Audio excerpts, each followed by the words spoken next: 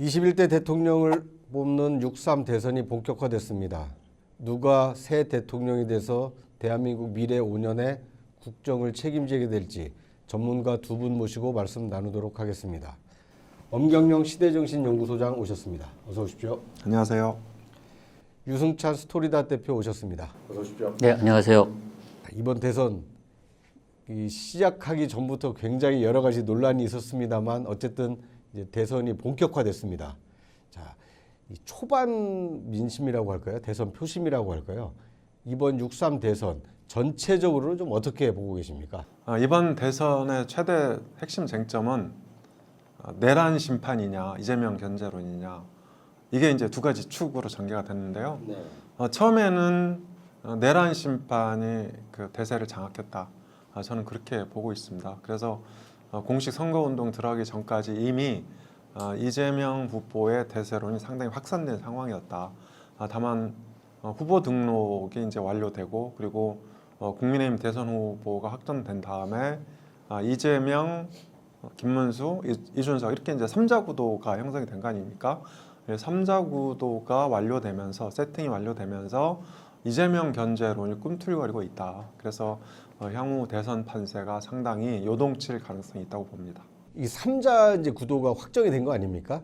의석이 있는 정당 후보는 이제 3명으로 압축이 됐는데, 조국혁신당이 출마를 안 해서 그렇게 됐는데, 어쨌든 이번 대선은 이제 윤석열 탄핵으로 시작된 보궐선거잖아요. 그래서 탄핵 구도가 굉장히 강하게 자리 잡을 수밖에 없는 선거다. 그러니까 이 과정에서 원래 이제 이재명 대세론이 있었죠. 그러니까 윤석열 대통령이 탄핵됐으니까 야당의 대표 주자가 대세가 되는 건 너무 당연한 일이잖아요. 근데 국민의힘이 이번에 후보 선출 과정에서 굉장한 혼란을 겪었습니다. 그러니까 혼란을 겪었고, 2017년과 또 다르게 이 전선이 세 개가 있는데, 하나는 계엄을 찬성하느냐 반대하느냐, 두 번째가 탄핵을 찬성하느냐 반대하느냐, 또 하나가 이제 그 정권 재창출이냐 정권 교체냐, 이런 세 개의 전선이 있습니다. 계엄과 탄핵을 넘어서야 그 다음 전선을 만나게 돼 있는데, 지금 국민의힘이 여전히 그 계엄과 탄핵 구도를 벗어나지 못하고 있다.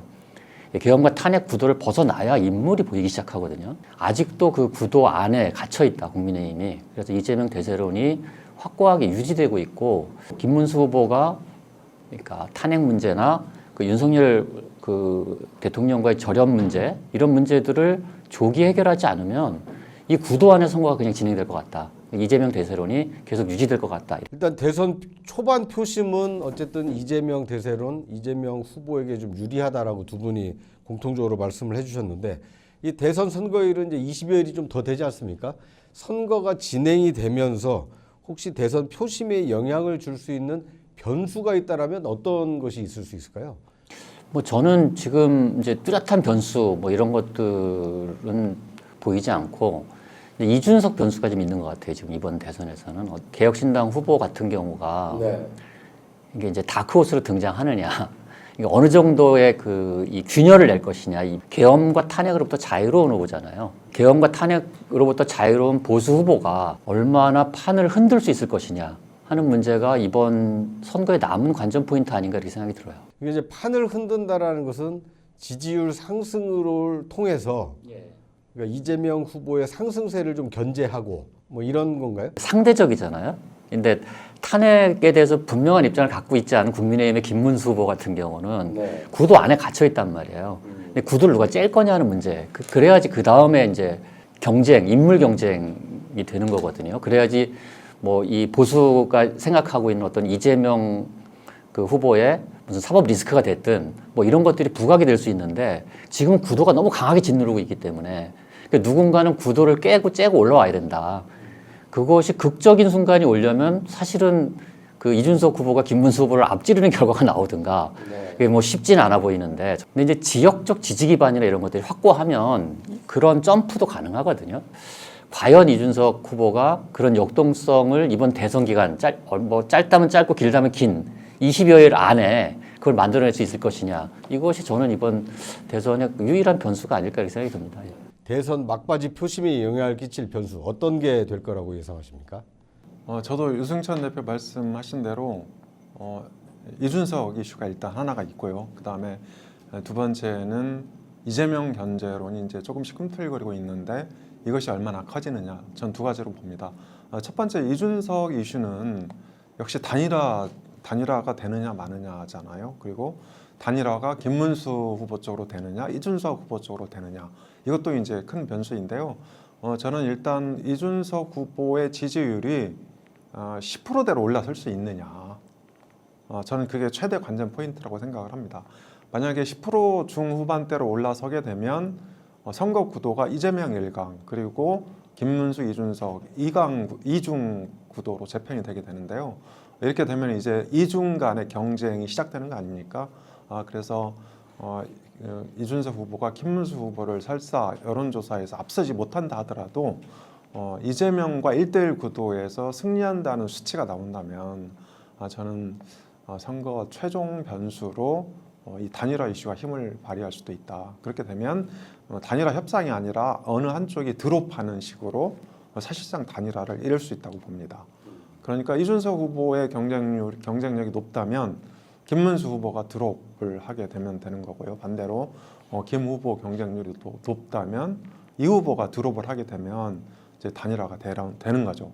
이렇게 해서 이재명 후보와 이 막판 승패를 치열하게 다퉈볼 수 있다, 이렇게 볼 수 있을 것 같고요. 후보 등록 직후에 실시된 여론조사에서 이재명 후보 지지율이 50%를 넘지 못했다는 점에 주목하고 있습니다.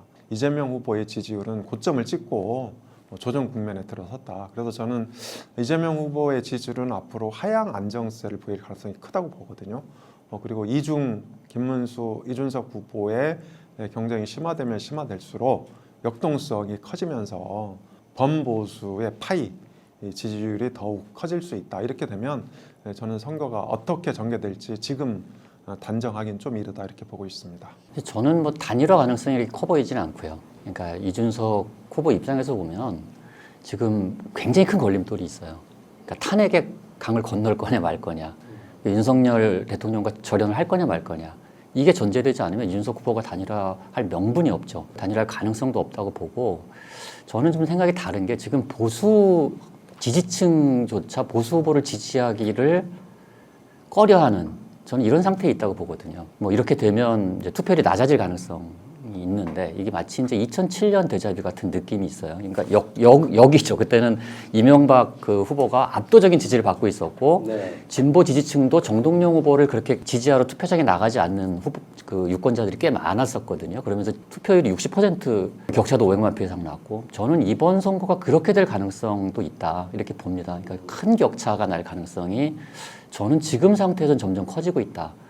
왜냐하면 김문수 후보 같은 경우는 이제 흔히들 막장 드라마라고까지 표현했던 단일화 과정에서 주목을 받은 건 사실이에요. 희생자 프레임 같은 것이 좀 형성이 됐던 것도 사실이거든요. 근데 선거에서 빅팀 프레임은 굉장히 중요합니다. 근데 후보가 되자마자 그 윤석열이 지지 발언을 함으로써 이것들을 확 찬물을 끼얹은 상태이고, 그리고 냉정하게 보면 김문수 후보 같은 경우도 중도 확장성이 있는 후보라고 보긴 좀 어렵거든요.